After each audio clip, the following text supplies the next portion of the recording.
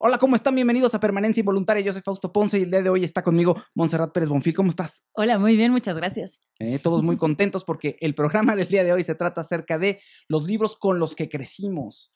Ya no me acuerdo quién fue del grupo de Permanencia Involuntaria que nos dijo que hiciéramos un programa sobre esto, porque ya habíamos hecho sobre las caricaturas con las que crecimos, incluso hasta videos, ¿no? Y música con la que crecimos. Sí. Entonces, creo que sí era importante hacerlo de libros. Sí, es que puse, el día que hablamos de Disney, puse una foto de estos dos libros que están aquí, que fue parte importante de mi infancia, y una chica, ahorita yo tampoco me acuerdo ya su nombre, nos pidió que habláramos de esto y... Estuvo muy bien la propuesta y además lo pusimos en el grupo de Permanencia Involuntaria de quiénes con qué libros habían crecido y hubo buena respuesta. Todos se acordaban de algún libro al menos, aunque no sean lectores, ¿no? Sí. Entonces, es muy interesante porque todos, si no somos lectores, al menos alguien en nuestra casa nos dejó por ahí un libro o los libros que llevamos a la escuela, ¿no? Los que nos dejaron leer y siempre nos acordamos de alguno de ellos, ya sea que fuera significativo o no. Por ejemplo, yo ya ni me acuerdo de qué trata Platero y yo, por ejemplo, pero sé que a todos nos lo dejaron, o por lo menos a nuestra generación, ¿no? Sí. Te lo dejaban en la secundaria. Y si no te lo dejaban, a alguno de tus hermanos, si es que tenías hermano o algún primo o algún tío, ¿no? Alguien tenía Platero y yo. Alguien por ahí tenía Platero y yo, y si caía en tus manos, pues lo podías leer. Exactamente.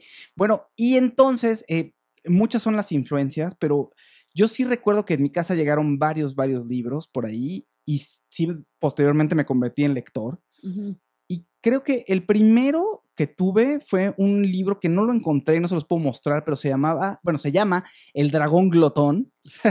Y es un libro ilustrado muy bonito acerca de un dragón que está aterrorizando una región particular, ¿no? A la gente que vive en un castillo.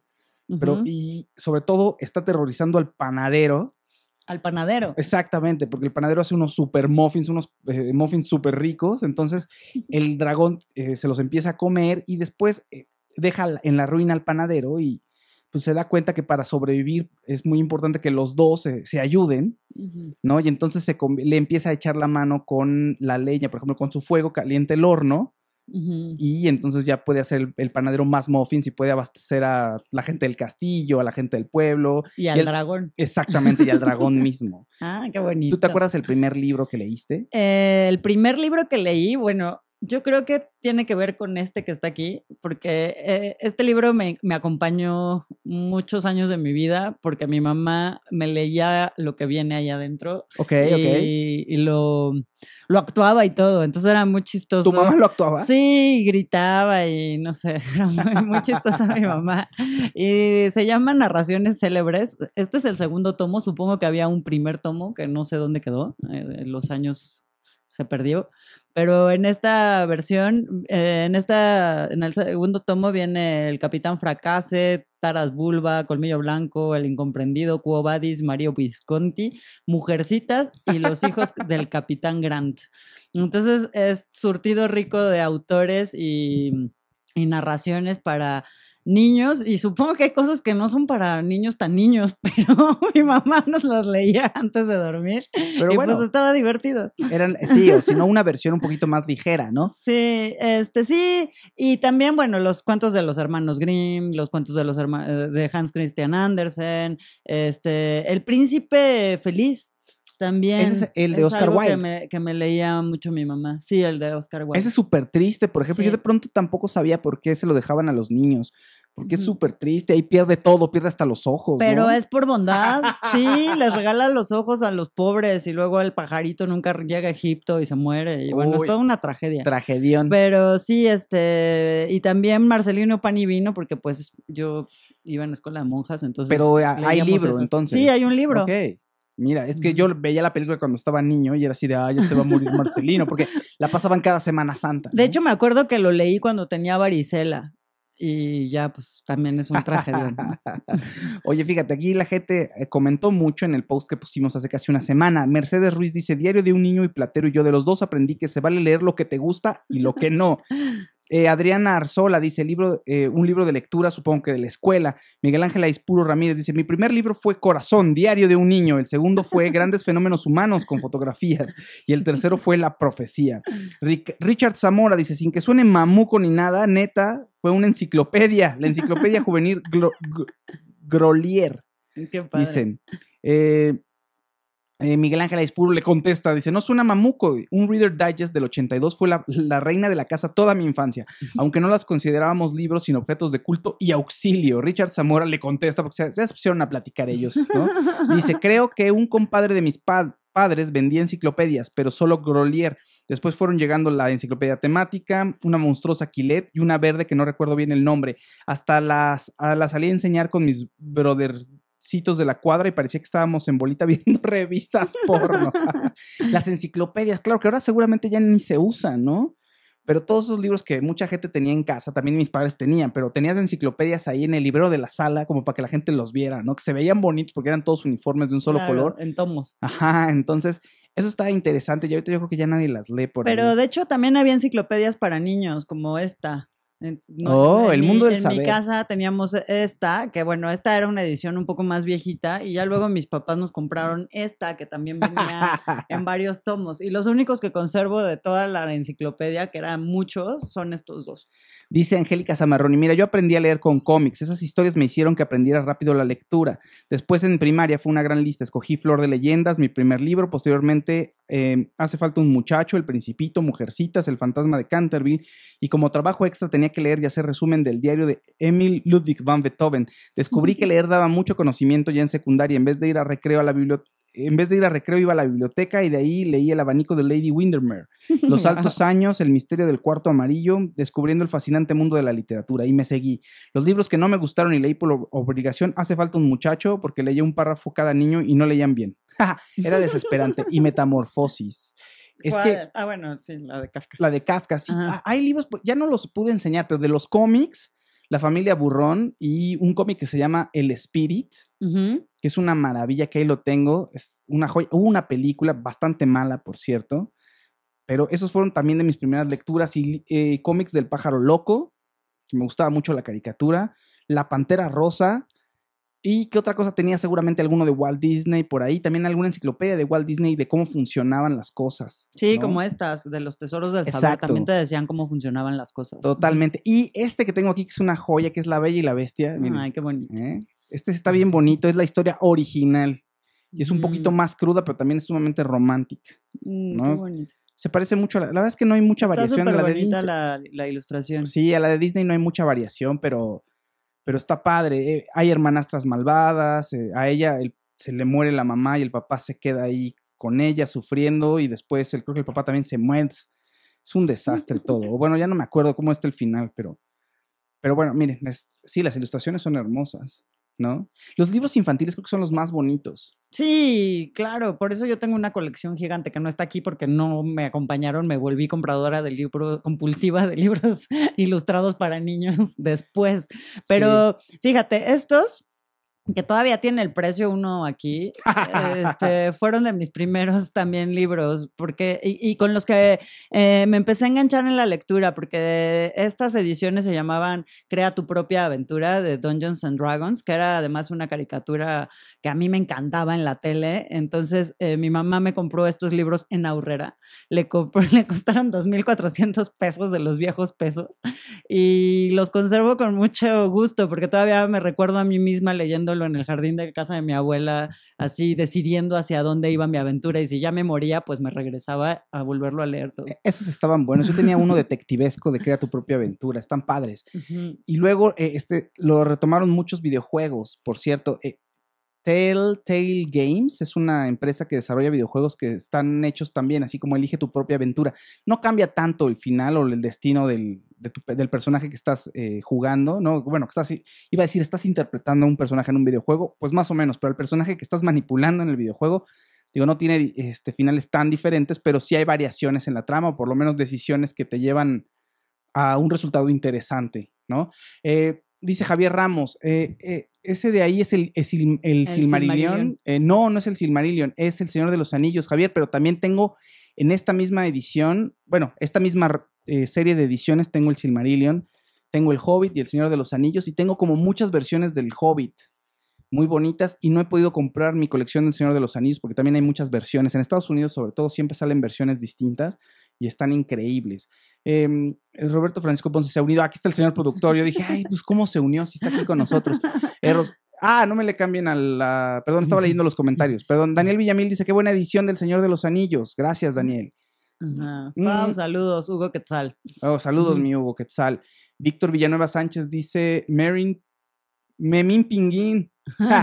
Sí, también Memín Pinguín me lo eché bastante tiempo. Hugo Quetzal, muy interesante transmisión, digna de nostalgia. Pues sí, está padre. Ricardo Reyes dice, ¿cuentan los libros vaqueros de la peluquería? No. Pues no. No, porque estamos hablando de aquellos libros que todavía recordamos con nostalgia y que de alguna manera fueron parte de nuestra formación. Ahorita como que nos hemos clavado en la parte de la literatura infantil, pero yo creo que en algún momento pasaremos a lo que fue la secundaria, ¿no? Exacto. Ricardo Reyes, ya leí a Ricardo Reyes, perdón. Eduardo Calzada Duardo dice...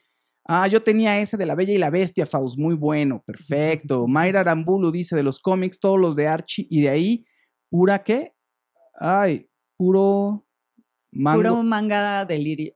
Ok, puro manga delirio. Algo así. Muy bien, muy bien. Víctor Villanueva Sánchez dice, ¿revistas qué? Dice... Bolillo. Bolillo y el Capulinita. Ok, muy bien, muy bien. Luis Ignacio Ballesteros dice, el gran libro de lo insólito... The Reader's Digest. Ok, y... Se lo regalaron a mis papás en un banco y lo adoré.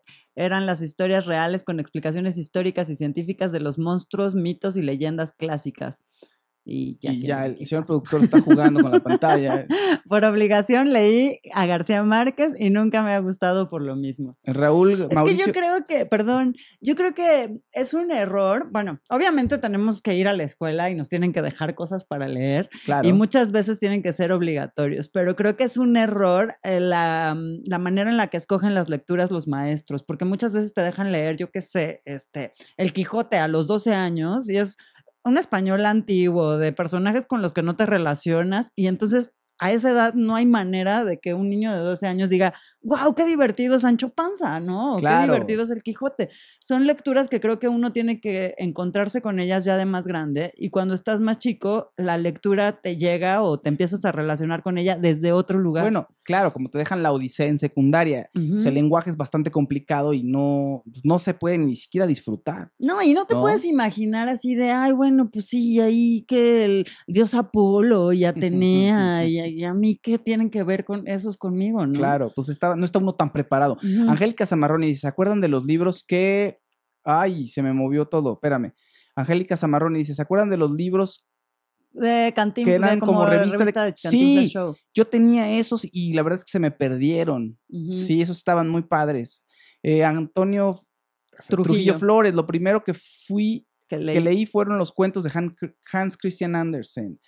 Y por ahí, ¿quién más tiene? Hugo Quetzal, bueno, ya no sabía, ya lo habíamos platicado, Hugo Quetzal. Karina Delgado dice, en la escuela también te dejaban el poema del mío Cid, por ejemplo, que también es pesado, ¿no? Cintia Gutiérrez, amé la Ilíada, en serio, Cintia Gutiérrez, pero la Ilíada la leíste así completa, como una versión, digamos, original, entre comillas, y te gustó, pues muy bien, ¿no? ¿Qué más? David Piña dice, yo leí unos de catolicismo, porque iba a escuela católica y una enciclopedia para niños que se llamaba Mi Universo. Ok, perfecto. Acá Carmina Arévalo, no sé qué pone más arriba, pero antes puso un libro que se llama Flores en el Ático. Y déjenme les platico por qué. Porque mi mamá tenía Carmina es mi prima, y tenía toda una serie de libros que eran de B.C. Andrews, una escritora estadounidense. Y mi mamá era fanática y hablaba de esta serie de libros todo el tiempo, ¿no? Y entonces en la secundaria los leí yo, los leyeron todas mis primas, pero por influencia de mi mamá, y son un tragedión ahí, un telenovelón muy fuerte, o sea, había incesto y no sé qué tanto, y nosotros allá a los 13 años leyéndola. Oye, aquí, Lisa Dame dice Archie. Lau Regalado dice, yo me acuerdo que en la primaria leí Tristán e Isolda, era maravillosa. Javier Ramos dice, La Odisea es una historia que me gustó en secundaria. Cristiano Romualdo dice, yo leí Juventud en Éxtasis porque todos en el salón la estaban leyendo y la odié. Sí, era creo que por ahí pasamos varios. Una basura, dijo Cristiano Romualdo, con un lenguaje más florido, como diría mi abuelo. Mayra Arambulo dice, literatura gótica, flores en el ático, jajaja. Javier Ramos dice, ¿se vale también la atalaya de los testigos de Jehová? No sé, ¿te marcó la atalaya? Puede ser. Dice por ahí George Morales, el libro de Baldor. Hoy estuve a punto de comprar un Baldor porque me trajo nostalgia. Y además la edición ya cambió completamente. El turbante del árabe ya es brillante. Y ese no es Baldor, pero yo también fui de los que creía que el libro de Baldor y dije, ese ha de ser Baldor, ¿no? Pues el que aparece ahí. Eso. Obviamente.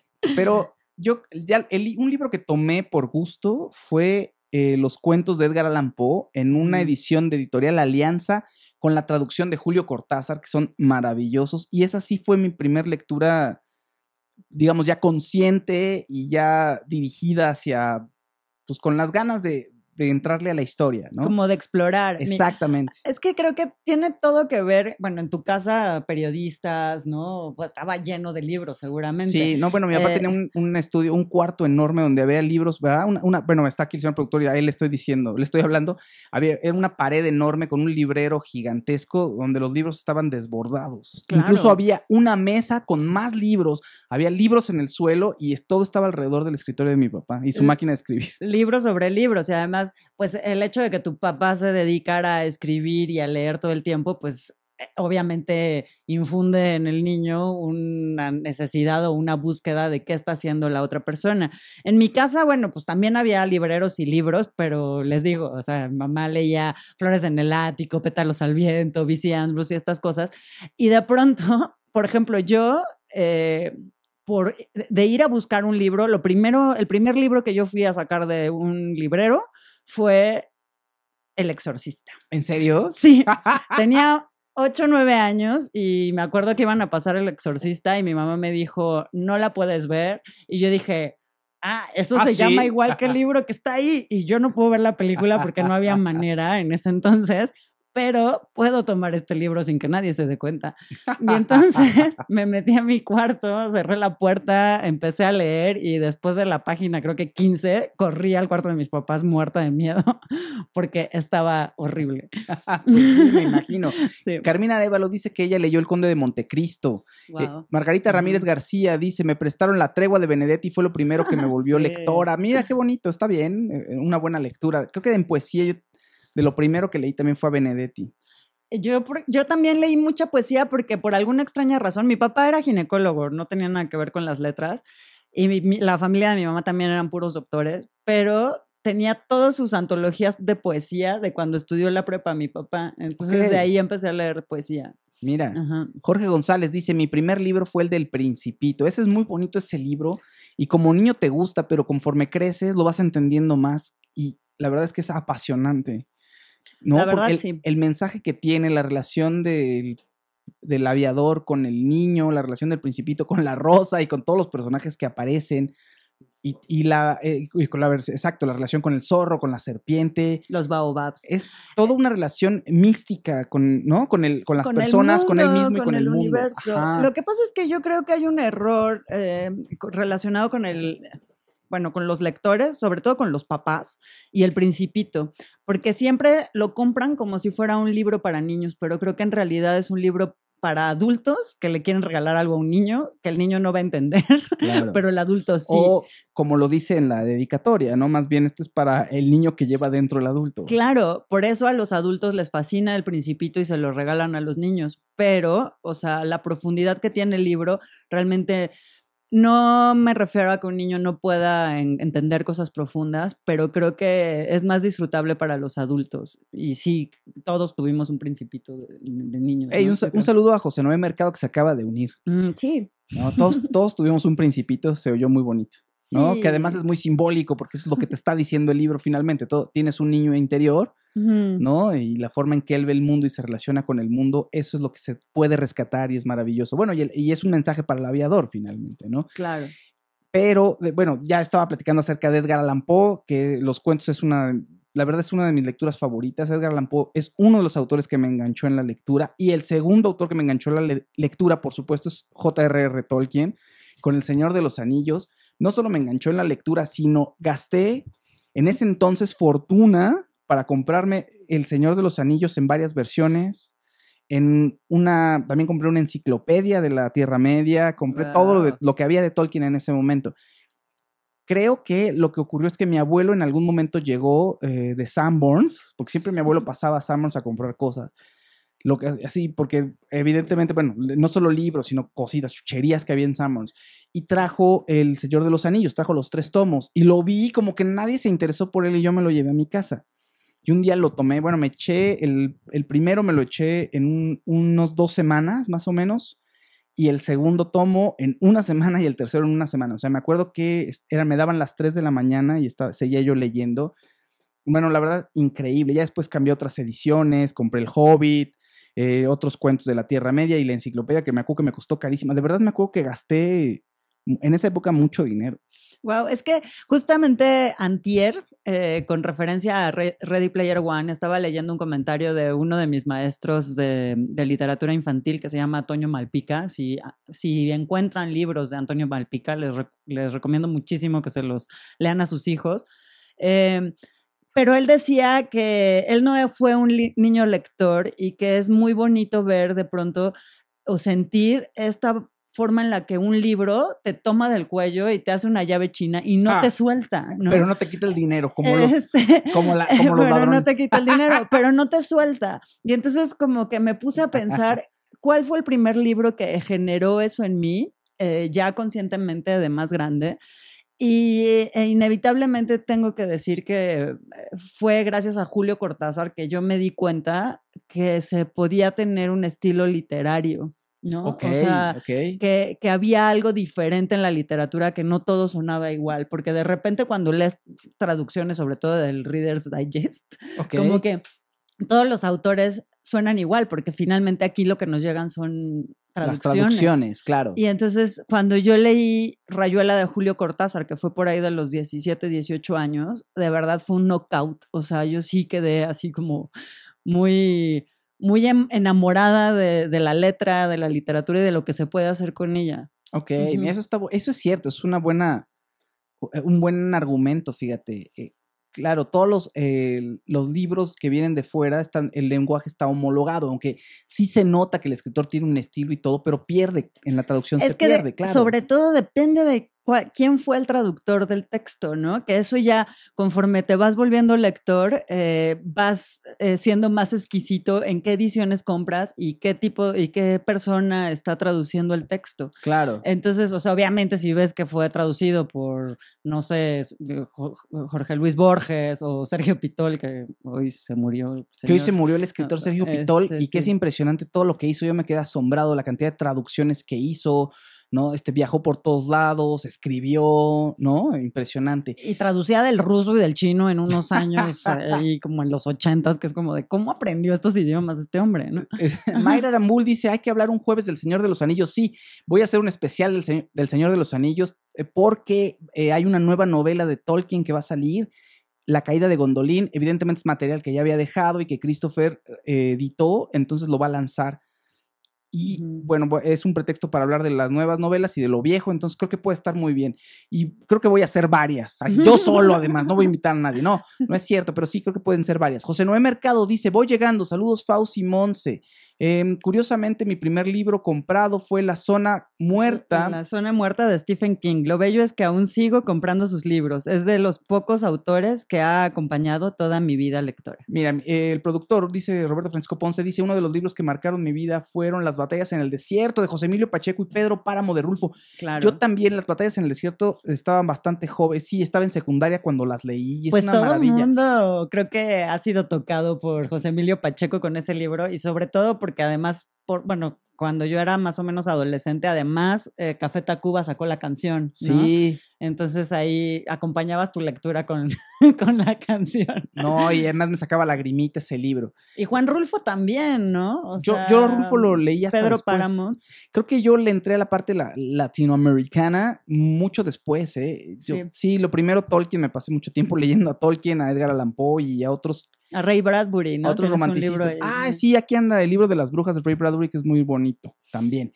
¿Qué dice? Neto Camp Ram dice: las fábulas de Sopo y los hermanos Grimm, de una enciclopedia, El mundo de los niños, una edición española, fue mi primera enciclopedia. Omar Ramírez dice: en las ediciones Valdemar tienen excelentes traductores, aunque son algo caros, vale la pena. Uy, Omar, sí, Ediciones Valdemar es una joya y son caros, pero valen la pena, y también es de mis editoriales favoritas. Y son difíciles de conseguir. Y de hecho, bueno, también hay una parte en la que ahora es muy bonito que las traducciones de las editoriales SM, de Norma, de todas estas editoriales que están dedicadas, de Ediciones El Naranjo, dedicadas a literatura infantil y juvenil, que ponen el cuidado de que la traducción no sea...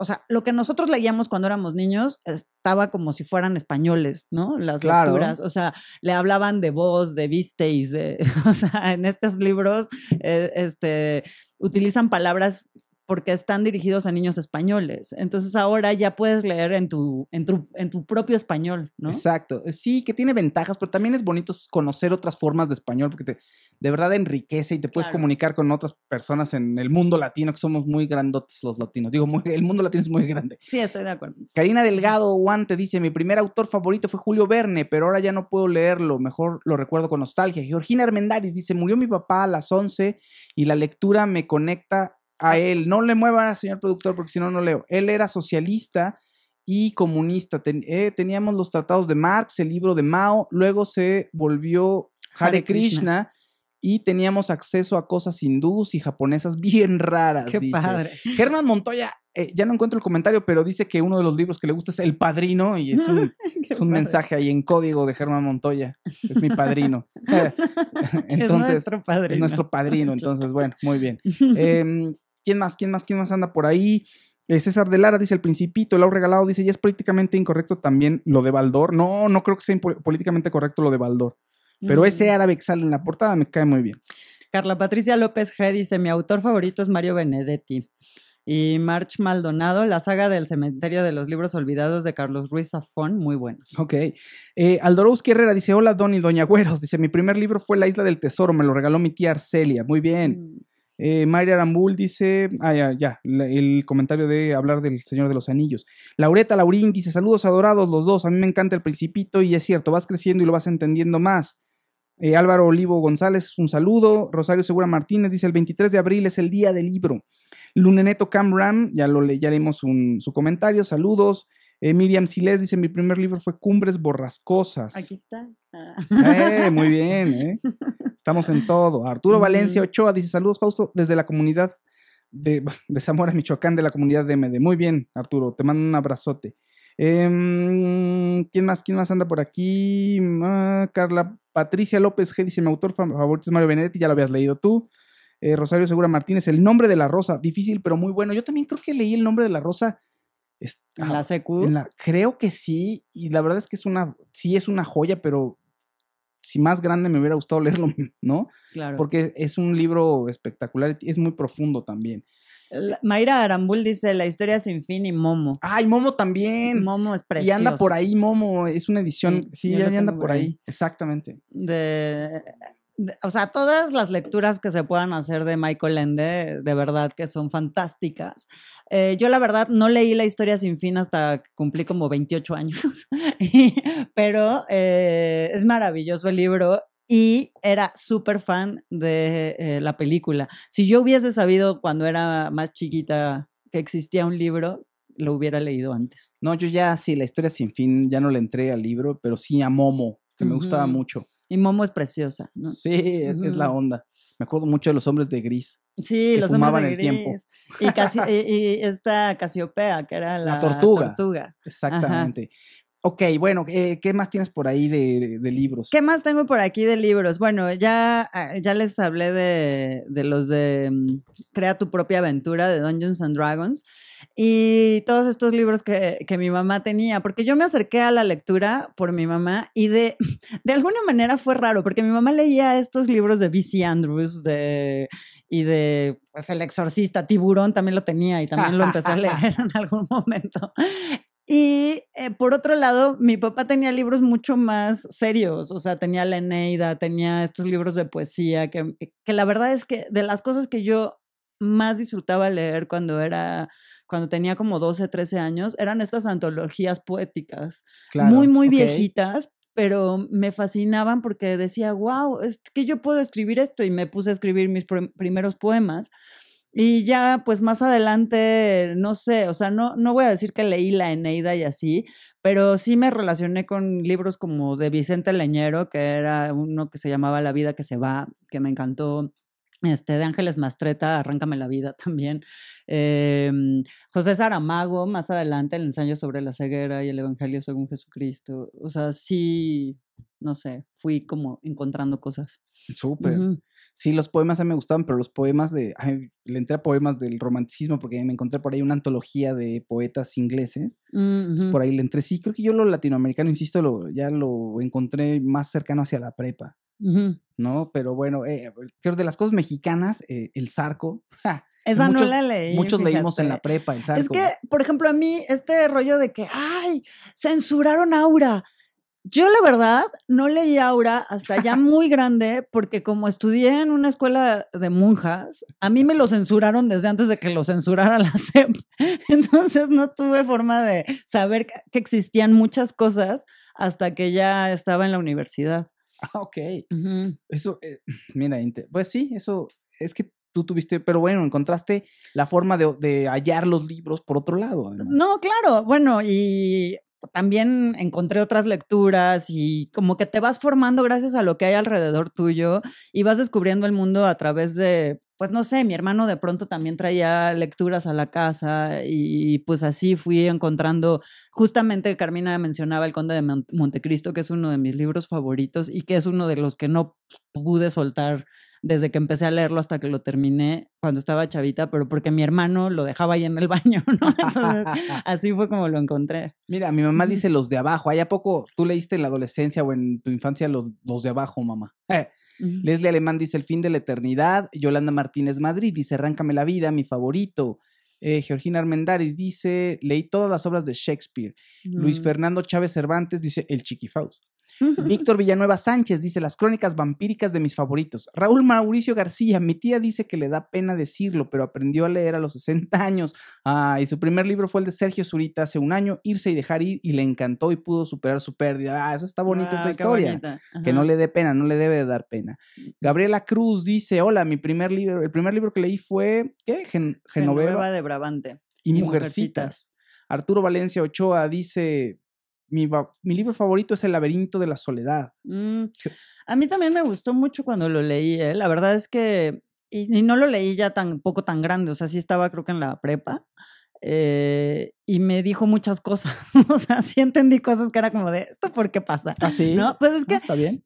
De pronto, no sé, gente como tú que viviste en una casa con muchos intelectuales, entiendes ciertas lecturas desde otro acercamiento y uno que no tiene eso, o sea, sí hay libros que te abren el panorama muy, muy fuerte. Me pasó eso con El laberinto. Ok, bueno, sí, yo lo leí ya tarde también, no sé, cada quien le entra por donde quiere, ¿no? O sea, vas entrando por caminos misteriosos a la lectura y creo que no hay un camino correcto, es decir, podrías saltarte algunos clásicos y entrarle por otro lado, pero ya después podrás retomarlos. También a veces hay clásicos que no tienen por qué gustarnos y eso no nos lo enseñan. O sea, los libros también se pueden dejar, ¿eh? Así como una mala película, uno se puede salir del cine o uno le apaga la tele, también se vale dejar un libro. Lo que pasa es que nos da un poco más de culpa, o se siente uno con un mayor peso, ¿no? Con la necesidad de decir, no, pues ya agarré un libro, tengo que leerlo porque entonces implica que yo tengo cierto nivel cultural y bla, bla, bla. Creo que tienen una carga pesada los libros y que por eso a veces no nos invitan al disfrute. Yo creo que también hay veces que, pues hay libros, así como... Hay libros y momentos. O sea, creo que el mismo libro te puede decir cosas diferentes en diferentes momentos de tu vida y no significa que, o sea, que no te... Es como esto del Quijote. A los 12 años, obviamente no le vas a entender, no te va a causar risa, no te va a decir nada lo que está pasando con los personajes. Si lo lees a los 28, los 25, incluso a los 20, a lo mejor ya empiezas a agarrar la onda y le agarras un sabor. Entonces yo creo que son también los momentos de la vida y también hay lecturas que pues no tienen por qué gustarte, ¿no? Sí, claro. Ajá. Pero fíjate, el Quijote es una prueba de lo que dices. El Quijote es una lectura muy divertida, pero vale la pena que la leas ya cuando estás en los 20 por el lenguaje, pero tampoco te tienes que preocupar. Si tú lo lees de corrido y no te estás clavando en lo que dicen los personajes, o sea, ¿qué significa tal palabra o tal? Si te dejas llevar, vas a entender perfectamente lo que está pasando. Y a lo mejor hay una que otra palabra que no entiendes, pero puedes ir después a un diccionario. Pero en realidad, si te lo echas de corrido un capítulo, vas a entender perfectamente de qué trata la historia y lo vas a disfrutar y te vas a enamorar de los personajes. Esa es la magia del Quijote. Y también lo que leí hace tiempo es que es la magia del español, que no hay un idioma, por lo menos no el francés ni el inglés, que leas, por ejemplo, un texto del siglo XVI, como el Quijote, que además sí tiene algunas adaptaciones que lo hacen un poquito más accesible. Pero si tú lees un libro en español, en castellano del siglo XVI, te acostumbras y después de un ratito le entiendes en general. Y eso no ocurre ni en inglés ni en francés. Entonces el español es muy noble en ese sentido. Mi mamá dice La sombra del caudillo. Por ahí dijeron, creo que Yolanda, no me acuerdo cómo era tu apellido, Las muertas de Ibargüengoitia. Y yo también, cuando leí Las muertas de Ibargüengoitia, un poco Yolanda Martínez Madrid, me pasó lo mismo que con Cortázar, digo, guardadas las distancias, en el sentido de, wow, o sea, así se escucha con mi forma de hablar un texto literario. Fue así como eso, yo también podría hacer eso. Ok, ¿no? Pero eso yo lo descubrí ya mucho más grande, ¿no? Sí escribía poesía porque pues leía poesía, pero como esta voz narrativa más propia, la fui descubriendo gracias, pues sí, a Mario Benedetti La Tregua, ¿no? ¿Qué otros libros te dejan leer como en literatura latinoamericana, junto con Pacheco, Aura, pero yo no Aura leí también, Aura. Batallas en el Desierto, Sí. Pedro Páramo. Los O por lo Cachorros, menos, por ejemplo, ay, Los Cachorros es súper. de Vargas Llosa. Yo vi la película. Ajá. Y bueno, la primera escena donde los perros atacan al niño y es horrible y ya no quise leerlo. Yo lo leí y la verdad es que había visto, lo leí ya grande, pero hay otros textos de Vargas Llosa que te dejan leer en la prepa. Y cuando leí Los Cachorros, así como recordé este impacto de lo que le había pasado al chavo en la película, pero me gustó mucho el texto también. Mi mamá dice que sí, que los libros que ella dijo, que sí los leyó en la adolescencia, y también La madre de Máximo Gorki. Robert García dice, Faust, ¿llegaste a tener El viento en los sauces? No llegué a leerlo, fíjate. El viento en los sauces, creo que es una lectura muy para muchachitos de Estados Unidos, ¿no? Bueno, siento que en muchos lados hacen referencia al viento en los sauces y es como una lectura obligada para la gente de Estados Unidos, para los niños en Estados Unidos, así como Las Crónicas de Narnia es lectura obligada para los ingleses. Cristian Maldonado dice, muchos cómics, luego la batalla en el desierto, las batallas en el desierto y después entré a Tolkien. Arturo Valencia Ochoa dice, la lucidez de Monse me sorprende, tiene comentarios muy atinados, en mi casa no se leía, pero en la preparatoria me encontré unos universos increíbles. ¿Qué piensan de Vargas Llosa? Bueno, Monse es la que estaba platicando ahorita de Vargas Llosa. ¿Qué más hay por ahí? Leslie Alemán dice, justo me pasó con La mujer rota de Simone de Beauvoir. Lo leí por primera vez a los 24 y lo volví a leer ahora a mis 33 y fue una experiencia totalmente distinta.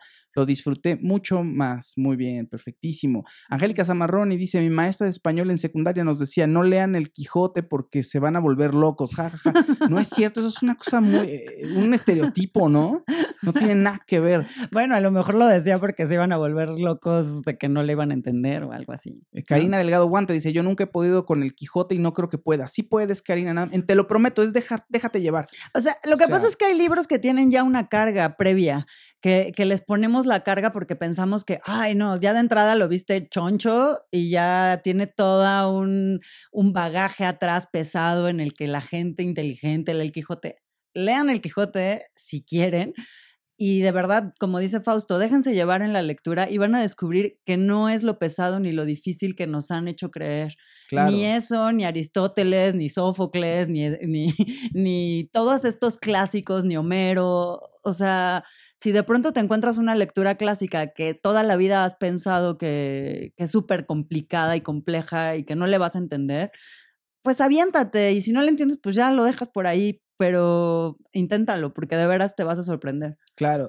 Otra de mis lecturas es Un mago de Terramar, de Úrsula K. Le Guin. Y es una joya. La verdad es que me gustó mucho y me aventé todavía las segundas, la siguiente, la secuela, la segunda y la tercera. Pero creo que definitivamente mi favorito es Un mago de Terramar. Y es una historia fabulosa. Es acerca precisamente de un mago en una tierra que se llama Terramar. Y tiene que enfrentarse contra su sombra.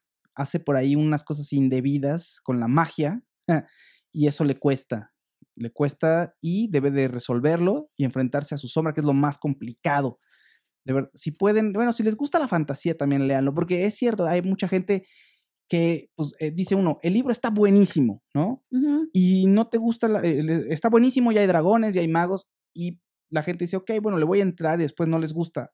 No tiene que gustarles tampoco, ¿no? Pues es claro, decir, no tienes por qué gustarte la fantasía, ni los dragones, ni nada de eso. No, y tampoco los dramas. Es decir, cada uno va escogiendo su propio estilo y su propio género. Hay libros fabulosos que no nos llegan finalmente, ¿no? Que la historia puede ser increíble, pero el género no te convence o el estilo del autor no te gusta. Entonces también se vale. Y hay para todo, digo, por ejemplo, yo de repente me encuentro leyendo libros de teoría cinematográfica así casual, ¿no? Pero que me clavo y empiezo a leerlo y no lo dejo de leer y no es ninguna novela, o sea, de repente o textos filosóficos o de semiótica que ya suena como súper pues enredado, pero pues si te gusta leer y de repente te encuentras un texto y te encuentras a ti mismo disfrutando una lectura, pues léela y déjate llevar.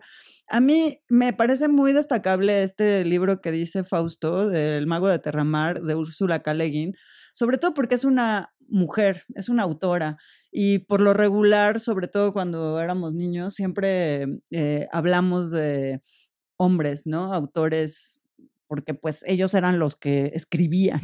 Y Úrsula de veras que se aventó al ruedo en un universo de hombres y tiene obras maravillosas. Lo que lean de ella de veras que es fantástico y murió también este año.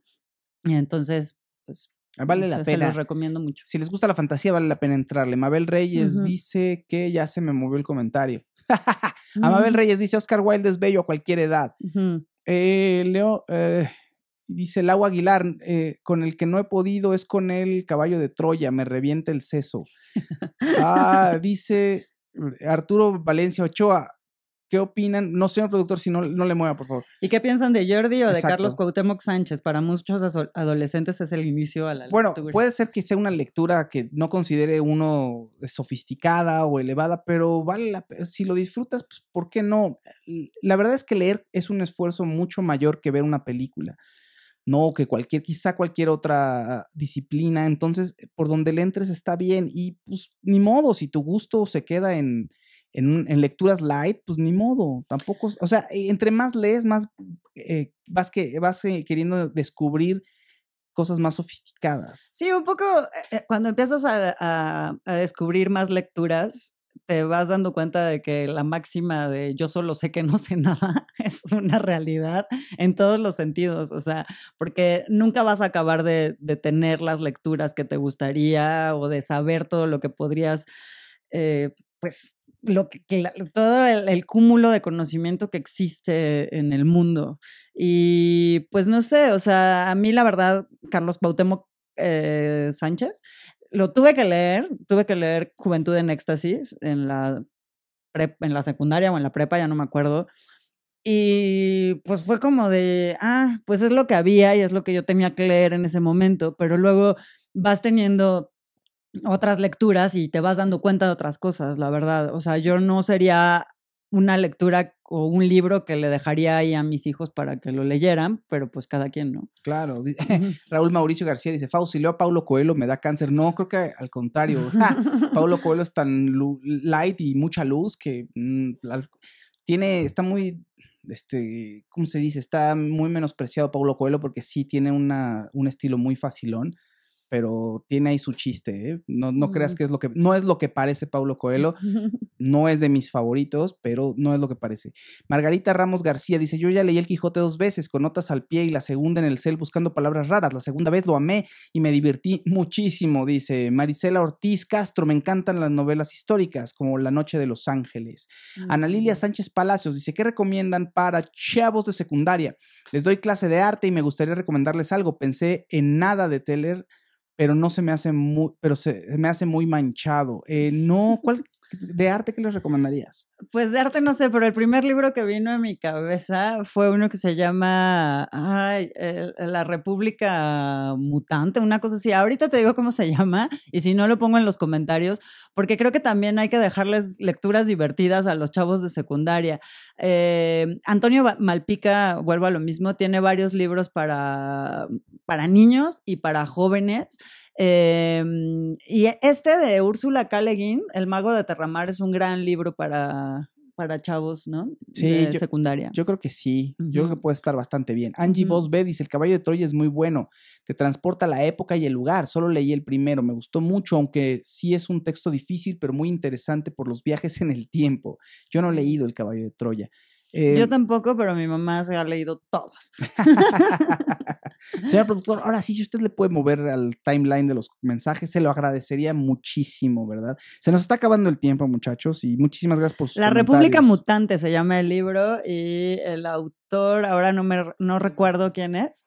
¿Quién es el autor? Jaime Alfonso, dice, no sé. No sé, lo voy a buscar, pero lo edita SM y se llama La República Mutante y se trata de una familia de Iztapalapa que están buscando conseguir un pasaporte falso para irse a vivir a una república mutante que está hecha de basura a la mitad del Pacífico. Súper divertida. Bueno, pueden leer Apocalipsis Zombie de José Noé Mercado. O Ready Player Now. Digo, o Ready Player One. Cualquiera de las dos. O cualquier novela de Stephen King también. O Apocalipsis Zombie de José Noé Mercado. O Apocalipsis Zombie de José Noé Mercado.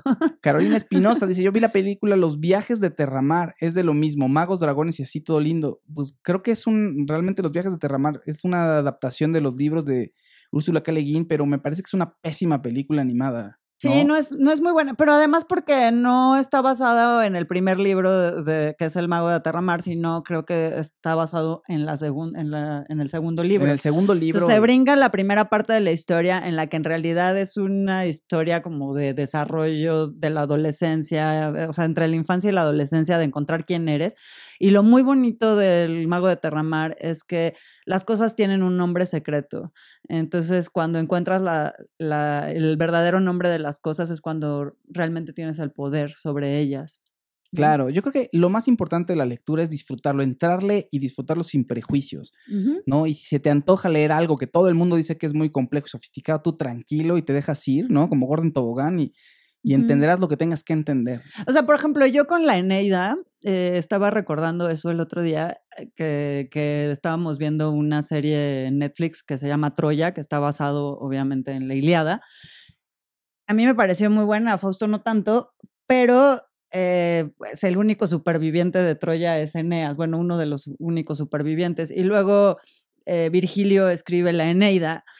Y a mí me daba mucho miedo leer a Virgilio porque decía, no, pues Virgilio fue el que acompañó a Dante en la Divina Comedia y seguro es súper complicado.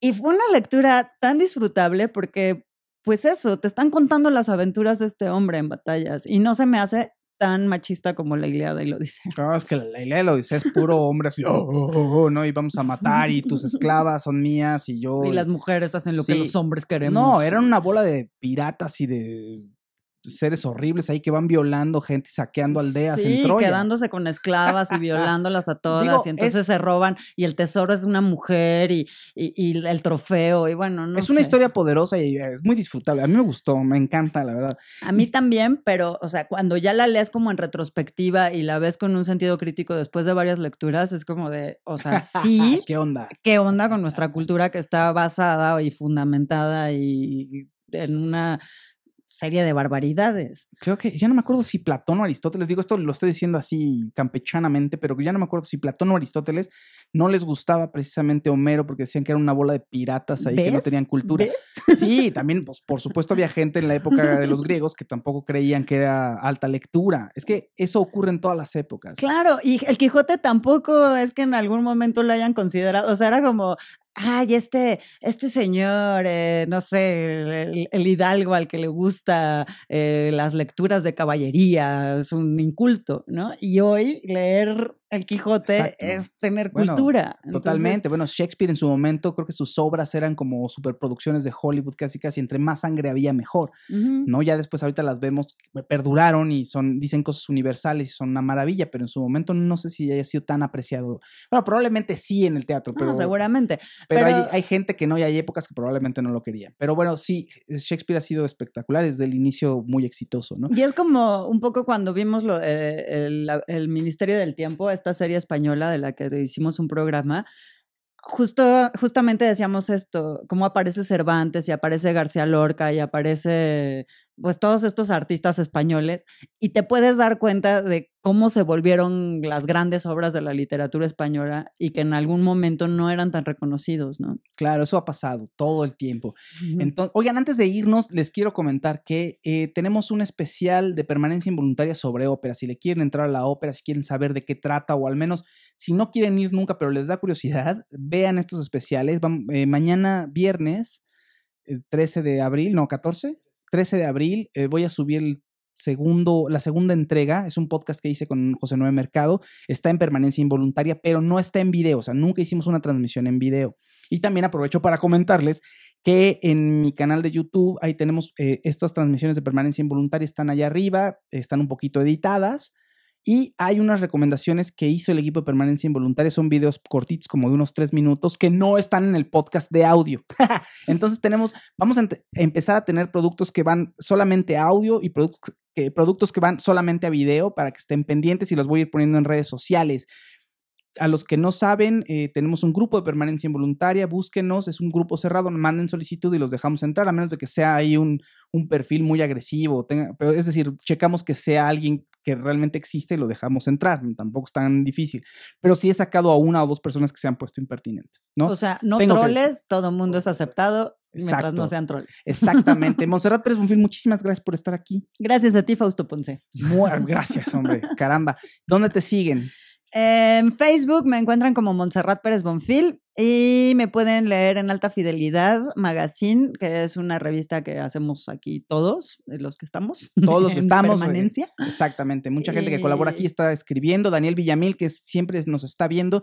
Daniel Villamil tiene varias cosas escritas en Alta Fidelidad Magazine. Entren a leerlo. La verdad es que Daniel es bastante bueno, ¿no? Y es un fan principalmente de la cultura pop, de muchas manifestaciones de la cultura pop. Sí, también está otro señor que ya, bueno, es todo un maestro para mí. He trabajado con él, es cineasta, es director, y él nos escribe muchas reseñas sobre películas viejitas.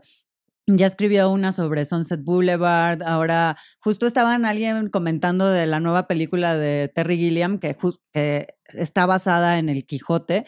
Y bueno, lean la próxima reseña de Miguel Mora, porque va a hablar sobre el fracaso, el proyecto fracasado de esta película que finalmente Terry Gilliam va a lograr sacar este año. Bien, entonces un saludo a Katina Esparza, un saludo a Cintia Gutiérrez, un saludo a Malena Ibarra, a Elu Iniesta, a Rosario Segura. Un saludo a todos y muchísimas gracias por haber escuchado este programa, haberlo visto, haberlo descargado, y los esperamos en la siguiente emisión de Permanencia Involuntaria. Gracias.